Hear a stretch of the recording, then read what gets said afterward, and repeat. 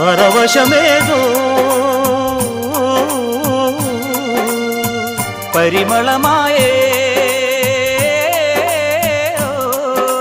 పువ్వు నవ్వె దివ్వె నవ్వె జివ్వుమన్న జన్మ నవ్వె పాడుతుంటే